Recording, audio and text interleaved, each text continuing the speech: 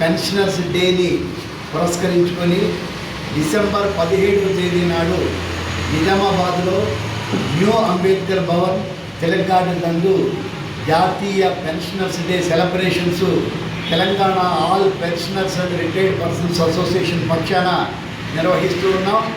ఈ యొక్క సెలబ్రేషన్స్కి ముఖ్య అతిథిగా బోధన్ ఎమ్మెల్యే సుదర్శన్ రెడ్డి గారు, అదేవిధంగా మన జిల్లా కలెక్టర్ గారు, మన జిల్లా అడిషనల్ కలెక్టర్ గారు, వీళ్ళందరూ కూడా ఇతర పెద్దలు తాహిర్ బిన్ హమ్దాన్ తెలంగాణ ఉర్దూ అకాడమీ చైర్మన్, ఇలా ఎంతోమంది మన తెలంగాణ ఆల్ పెన్షనర్స్ రాష్ట్ర నాయకులు, జాతీయ నాయకులు ఈ యొక్క కార్యక్రమంలో పాల్గొంటూ ఉన్నారు.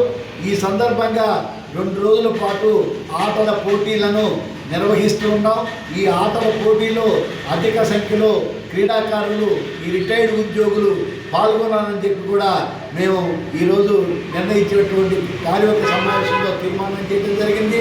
ఈ యొక్క 17వ తారీఖు నాడు జరిగేటటువంటి ఈ యొక్క సెలబ్రేషన్స్కి అధిక సంఖ్యలో రిటైర్డ్ ఉద్యోగులు ఉదయం 10 గంటలకల్లా తెలంగాణ ఆల్ పెన్షనర్స్ ఆధ్వర్యంలో జరుగుతున్నటువంటి ఈ కార్యక్రమంలో పాల్గొనాలని చెప్పేసి విజ్ఞప్తి చేస్తున్నాం.